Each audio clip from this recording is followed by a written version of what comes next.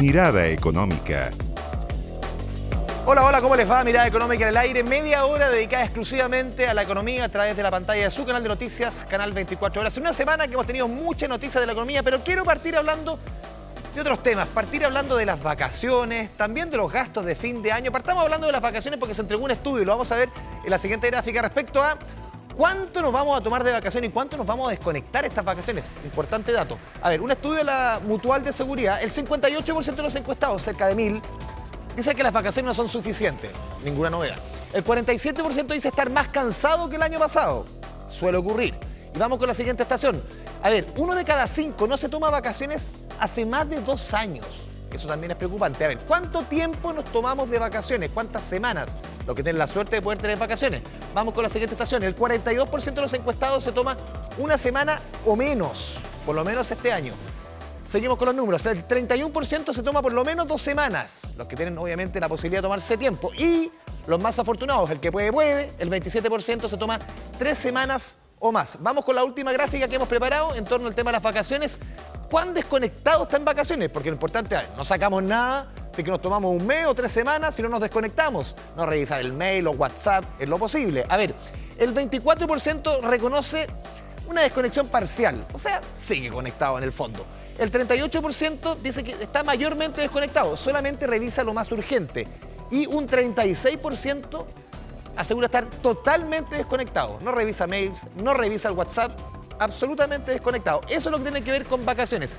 Revisemos también el tema de los gastos de fin de año, porque los chilenos ya preparan los regalos para Navidad y el presupuesto de este año se va a elevar, pero tenga mucho ojo, hay algunos que se endeudarán.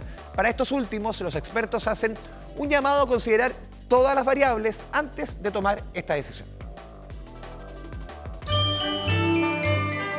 Los ayudantes del viejito Pascuero ya recibieron las cartas y varios preparan el presupuesto para responder a ellas.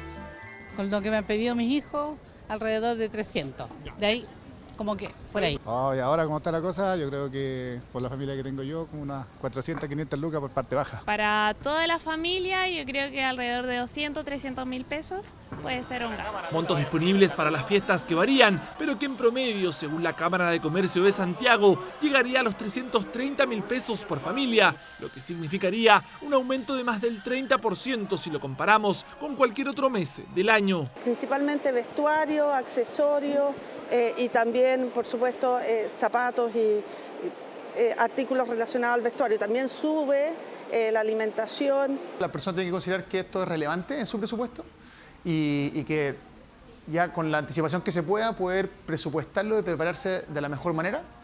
Y por un lado está la opción de ver cómo poder, ojalá, reducir esos gastos, porque ser austero no significa no celebrar. Compras navideñas en donde existen 2 formatos de adquirir los regalos. La primera, juntamos platita todo el año y ahí tenemos ya para... ¿prefiere evitar las cuotas? Sí, prefiero evitar las cuotas. Sí. Yo compro lo que tengo, si, no sé, suponte si tengo 100 mil pesos, eso gasto, pero no me encalillo, nada. Y la segunda, Si conviene 3 precios contados, está bien. Bueno, cuando yo utilizo más que nada pagar en cuota, pero con la misma tarjeta del banco que tengo yo. Con algunas cosas con cuota y la idea es no sobrepasar, sí, pues como el presupuesto predestinado. según cifras de Chile Deudas, 6 de cada 10 chilenos se endeudará para costear los gastos navideños, donde hay una herramienta en particular que toma la delantera. ¿Con qué productos financieros se van a endeudar? El 35% lo va a realizar con utilización de tarjetas de crédito ligadas al retail, donde destacan los avances en efectivo, y es importante destacar que son los productos financieros más caros del mercado. Por lo mismo, los especialistas hacen un llamado a que si van a endeudarse, es hacerlo consciente de los costos que esto significa. Lo mejor en términos de costos del préstamo es el crédito consumo, después de ocupar la tarjeta de crédito, siempre ojalá ocupando oportunidades sin interés, y después ya vienen, por ejemplo, las líneas de crédito o los superavances que empiezan a ser productos muy costosos. Consejos a tener en cuenta, considerando los datos preocupantes que se entregaron en el mismo estudio respecto a las personas que se endeudarán. El 25% lo va a realizar con mucha dificultad y el 45% no está seguro de poder pagar posteriormente su deuda, por lo tanto va a correr el riesgo de caer en morosidad. Y mejor no se arriesgue, porque después puede entrar en la llamada bola de nieve del sobreendeudamiento. Es importante considerar que estamos en fiestas, pero después vienen las vacaciones, y después de las vacaciones viene marzo, entonces endeudarse ahora también, o sea, implica un compromiso de ingresos futuros y esos ingresos puede que los necesitemos después para otras cosas. Entonces, siempre considerar ese riesgo. Recomendaciones a considerar de cara a un mes de diciembre que siempre es más pesado para el bolsillo de los chilenos.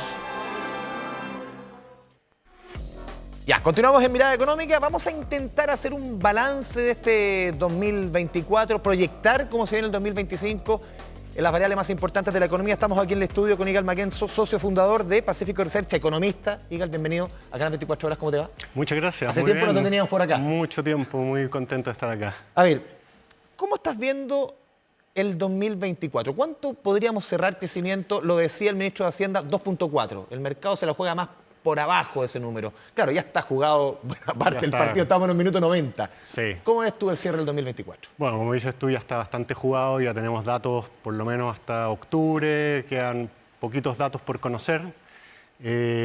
Nosotros hemos estado proyectando un escenario base de 2,2% desde mediados de año, ¿no? Desde mediados de año y debiese terminar en torno a eso. Al final va a depender los últimos datos, si agregan un poquito, restan un poquito. ¿Hay mucho optimismo en Hacienda quizás ese 2.4? Hay un poco, sí, un poco optimista. Puede darse, no es la locura, Sí. no es que estamos hablando en vez No, de una 2,2, diferencia sideral, no. No, pues no, de que estén diciendo vamos a crecer 3% o 4%, no. Ese 2,4 yo diría que está en la optimista, que tienen que darse bien las cosas y podemos llegar, pero no es lo más probable en mi opinión. 2025, ¿cómo lo proyectas? 2025, mira, en principio se proyecta similar a este año en términos de crecimiento, 2%, quizá incluso un poco menos. Pero va a depender mucho de tantas cosas que tienen que pasar durante este año, o sea, el próximo año, ¿no? Sí. 2024 ya fue un año más o menos noticioso, pero el 2025 viene... ¿De qué depende? ¿De qué factores? Los factores externos son los más Más que importantes. interno, externo. Sí. La verdad es que desde el punto de vista interno no se ve mucho empuje, ¿no? ¿Ya? No estamos hablando de nuevos negocios, nuevos sectores, proyectos, inversiones. No hay nada que se esté moviendo mucho. Todavía hay que ver alguna recuperación, ¿cierto? El sector inmobiliario está muy deprimido. Hay sectores que están muy golpeados, que todavía pueden agarrar un poquito de vuelo, pero nada muy espectacular. Entonces va a depender al final mucho de la suerte que tengamos en términos globales. En términos globales, elemento uno puede inmediatamente llegar a pensar, 20 de enero asume Donald Trump, todo lo que puede eso seguir, lo que está sucediendo en Medio Oriente, sin lugar a dudas Rusia y Ucrania, factores geopolíticos, la suerte de China, eso es un poco lo que le podemos echar a la olla para entender qué puede pasar en el año. Exactamente, más todo lo que no estamos viendo, ¿no? Porque pasan cosas de pronto que no las teníamos contempladas y ocurren y cambian bastante los panoramas. Entonces yo diría que este año, en particular el 2025, va a ser un año donde va a haber que estar muy atento y va a haber que estar recalibrando muy rápidamente en la medida que vayamos conociendo. Un juego Claro, complejo. porque no es como otros años en que la economía misma trae o mucho impulso o una caída y tú dices, bueno, la economía va a caer un poco más, un poco menos, depende, o va a crecer mucho. Claro. No, este año estamos más como... ¿Cómo decirte? Como en un bote a la deriva, así, aguas A tranquilas. nivel mundial esto, no solamente en Chile. A nivel mundial. Chile, comparado con otros países, tiene la ventaja que está bastante sano todavía, ¿no? Las finanzas, las finanzas del gobierno, las finanzas, el sistema financiero mismo, las empresas, incluso las personas, no tienen desequilibrios grandes, no están tan así como... Entonces, podemos aprovechar los eventos de buena suerte, los podemos aprovechar bien. Que China tenga un impulso mayor y lo vamos a poder aprovechar bien. En cambio, otros países que están complicados tienen que lidiar con sus problemas internos. ¿Y qué significa en la práctica para alguien que nos ve en la casa un crecimiento de un 2% o un 1,5%, de acuerdo a los márgenes que tú proyectas para el 2025? ¿Qué significa eso en la práctica, en términos de empleo, en términos de todas las variables que nos influyen en el día a día? Sí, yo diría que significa que nos vamos a levantar todos los días más o menos a lo mismo. ¿Ya? ¿Mediodía en la marmota? Un poquito días de la marmota, pero el problema con las personas es que si las cosas no se mueven nos empezamos a poner nerviosos y empiezan a... ¿cierto? Hay muchas cosas que nosotros las hacemos contemplando que en el futuro voy a estar un poco mejor. Y si ese futuro mejor no llega, empieza a haber problemas.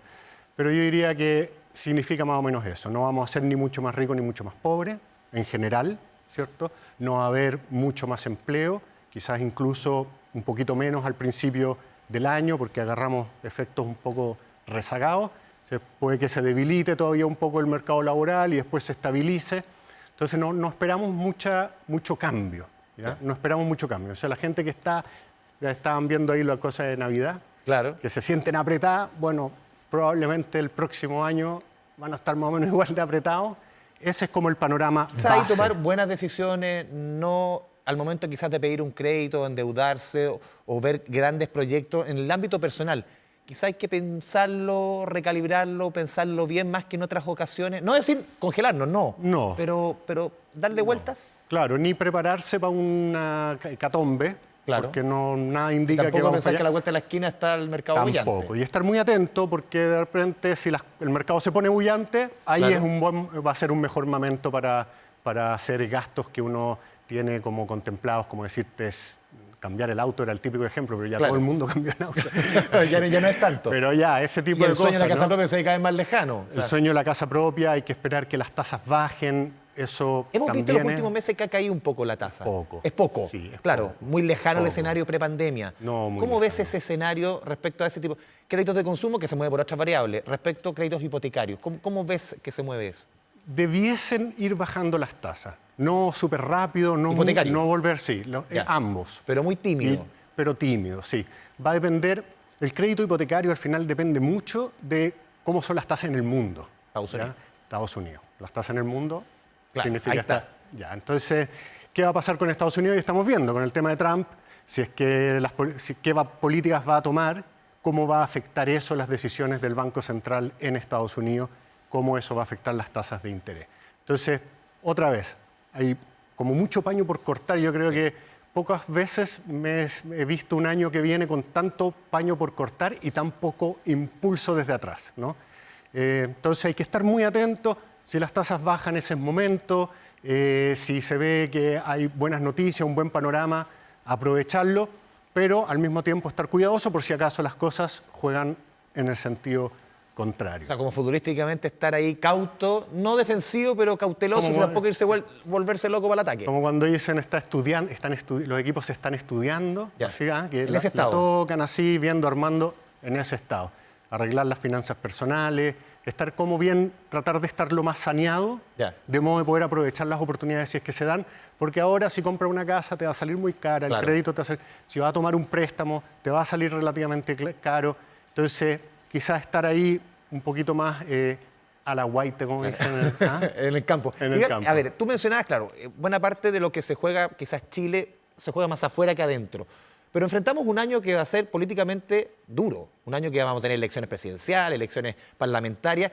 ¿Eso cómo se traduce en la discusión económica? Estamos discutiendo muchos temas, reforma de pensiones, posibles reformas tributarias o cambios tributarios más que una reforma, temas de permisología. ¿Cuánto puede afectar eso en esa discusión? Ya traemos un tema, una falta de llegar a acuerdos que es casi crónica en nuestro sistema político. ¿Cómo puede afectar un año electoral en esos temas que son importantes en las cifras de la economía? Mira, creo que nuestro país se ha caracterizado, y la clase política, como le llaman, por no llegar a acuerdos, pero salvar la situación cuando ya se pone demasiado pesada. Cuando está el agua ahí en el cuello. Cuando está en el agua. Entonces las ISAPRES se iba a caer todo el sistema ISAPRES y lograron llegar a algo que no es una solución, pero tira la pelota para adelante, volviendo a la jerga feudalera. Sí, yo creo que la política está más o menos así. El efecto es más en expectativa, harto ruido, le mete volatilidad, pero los efectos reales al final no son tan importantes, no estamos haciendo reformas importantes, se ve difícil que las logremos.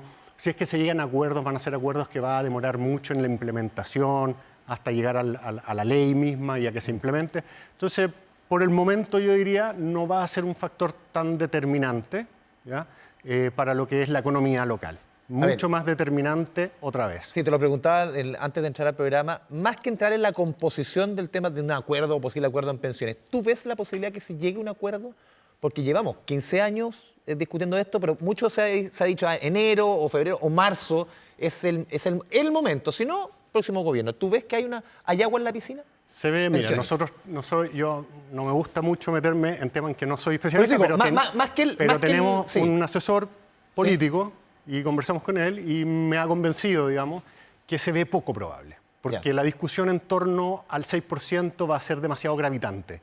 Y eso va a retrasar las cosas hasta que entremos en periodo electoral. Y en periodo electoral ya es mucho más difícil lograr ese tipo de acuerdos. Así que yo pensaría que una vez más chuteamos el problema para adelante. La última vez que se hizo algo fue la pensión universal, que fue fue algo que se hizo un mes antes que terminara Sebastián Piñera, o sea, al final de un gobierno. Al final, y fue una medida así como parche, ya como que no cambiamos el sistema, pero le pusimos un parche para la gente que tiene las pensiones más bajas. Claro, un parche que ayuda harto, pero... Ayuda harto, salvó la situación, nos compró tiempo para no hacer mucho, y eso es lo que se sigue chuteando hasta adelante, hasta la próxima crisis, digamos, que tengamos en el tema. Entonces, es así como se va moviendo este país, que tiene un componente que suena, digamos, como fome, ¿no? O sea, como no, pero tiene un componente positivo que mantenemos siempre la posibilidad de salir adelante. No destruimos todo. Que puede ser una ventaja si miramos un poco el entorno. Si miramos el entorno es una gran ventaja. Pero incluso si miras más allá, o sea, países de Europa Oriental, países europeos mismos, que están bastante más complicados para poder hacer cualquier cosa porque no tienen recursos, porque están pagando deudas tremendas. Chile, dentro de todo, mirando, digamos, cómo ha evolucionado el mundo entero. Está mejor parado, dices tú. Está hoy igual parado que antes. Estamos peor parados de lo que estábamos antes nosotros, pero comparado con el mundo, seguimos más o menos donde mismo. Seguimos siendo de los países más estables entre los mercados emergentes comparables. Igal, vamos a ir a la pausa aquí en Mirada Económica. Seguimos más a la vuelta de comerciales conversando sobre economía, pero antes yo les cuento que Copeuch acaba de lanzar el nuevo plan pensionados con productos y beneficios especiales para una nueva etapa de la vida, como cuentavista, costo cero, programas de educación digital, descuentos y mucho más que puedes conocer en copeuch.cl. Plan de pensionados Copeuch para que vivas como tú quieras. Pausa y volvemos.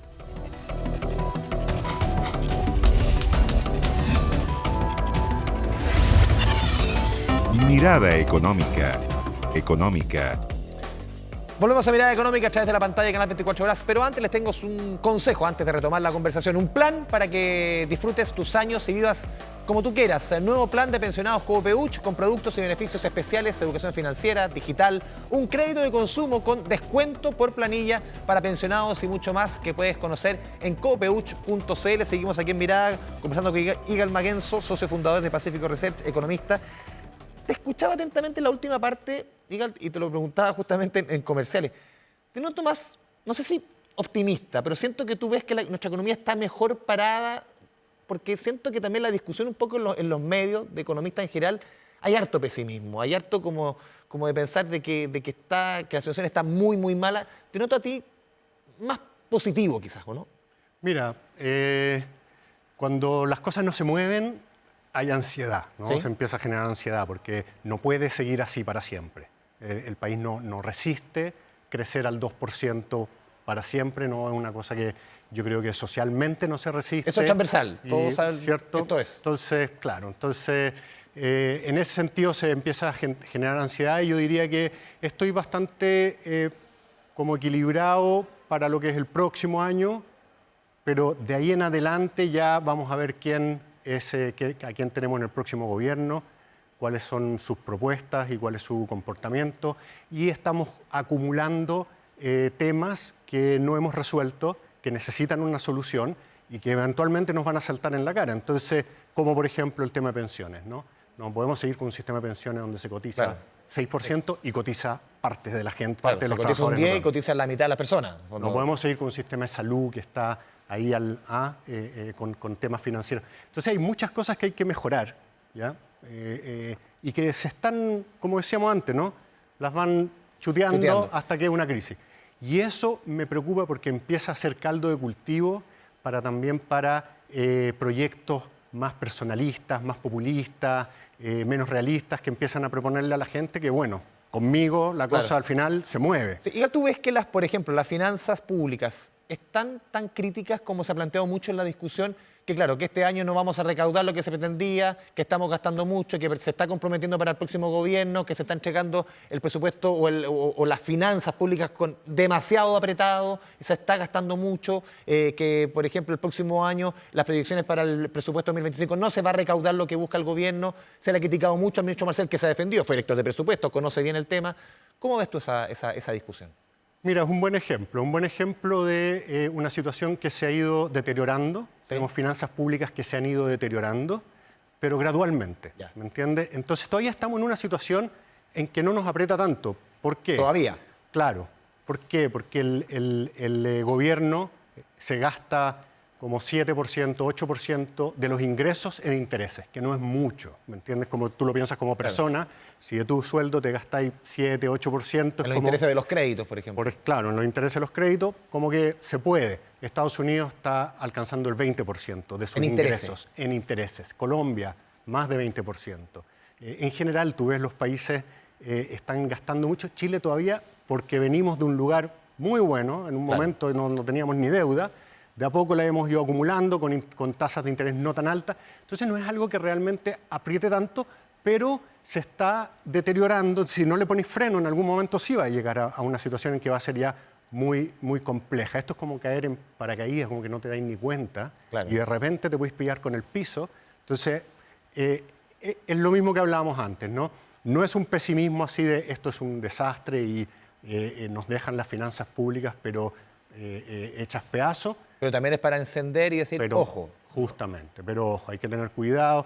Las proyecciones efectivamente se ven proyecciones optimistas, hay que tener un buen poco de suerte. En términos de inversión, por ejemplo, ¿cómo ves tú el escenario? Ya este año está jugado, el próximo lo ves. ¿Cómo lo ves en términos de números? Tampoco se ve muy alentador porque hasta que no bajen las tasas de interés, hasta que no haya ¿dónde está la inversión? ¿Cuánto ayuda lo que se está discutiendo de permisología en el Congreso? Eso podría ayudar. ¿Eso es un gatillante? Eso podría ayudar, claro, porque te baja el costo de invertir. Básicamente lo que necesita la inversión, hoy los inversionistas están con costos muy altos.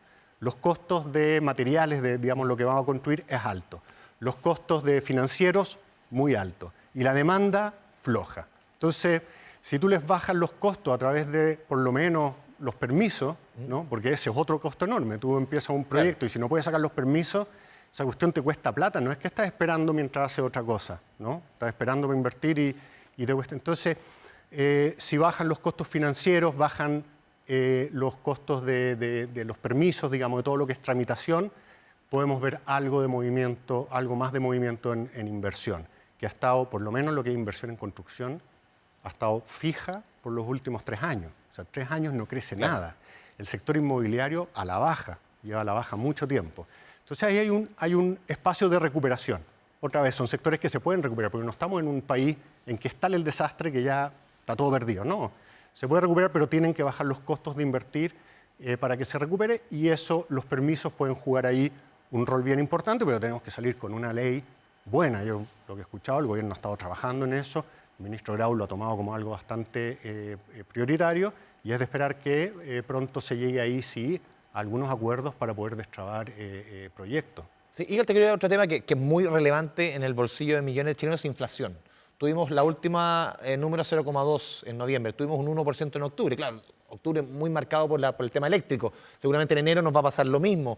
¿Cómo ves tú la materia inflacionaria? Claro, ¿cuánto proyectas para este año? Ya jugado prácticamente para el próximo año. ¿Cómo ves tú esa materia? Este año, claro, ya está prácticamente jugado. Vamos a terminar por arriba de 4. De todas maneras, próximo año probablemente terminemos más cerca del 3%, que es la meta del Banco Central. Y con estas alzas súper puntuales de algunos precios, como por ejemplo la electricidad, mayormente. Y te pueden, si es que hay temas geopolíticos, eso te puede afectar los precios de los combustibles, para arriba o para abajo. Pero ese acercamiento al rango meta, ¿puede ser también ayudar al Banco Central a acelerar la caída de tasas? De todas maneras. ¿Debería hacer eso? De todas maneras. El tema es que el Banco Central está teniendo más efecto en las tasas como más de cortito plazo, o sea, hasta un año, hasta... Créditos de consumo, créditos comerciales, no hipotecarios, que eso es otra discusión, lo que decías tú. Eso ya Estados Unidos, mirar eso cosas ya mayores. Está más por ahí. Entonces puede aliviar la caja. Hoy día el tema, cuando tú llevas mucho tiempo sin crecer, la caja se empieza a poner algo muy importante, y la caja está saliendo cara. Las empresas están teniendo que... y las empresas están teniendo que recurrir a las líneas de crédito, al factoring, a todas esas formas de financiar el flujo de día a día, para pagar los sueldos, para pagar a los proveedores, y abaratar eso también les va a dar un alivio. A los hogares también, que también es similar, ¿no? El hogar también está los gastos y los va acumulando en la tarjeta de crédito, y la tarjeta de crédito está muy cara.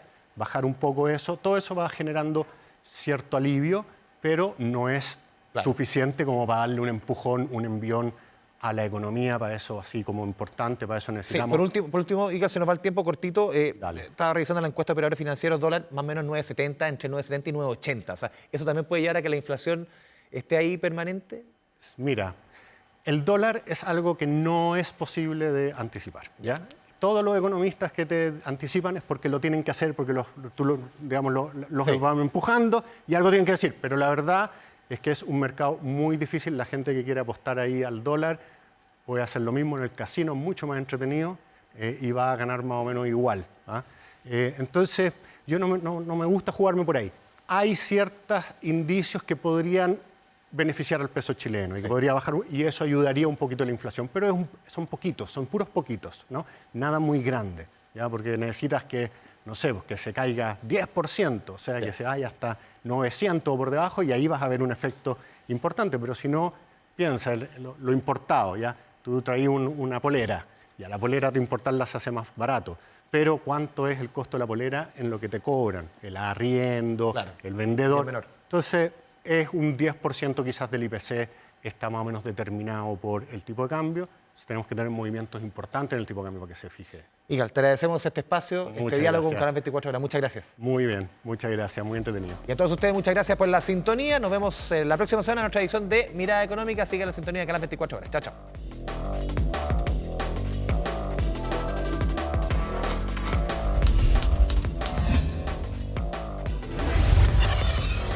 Mirada Económica,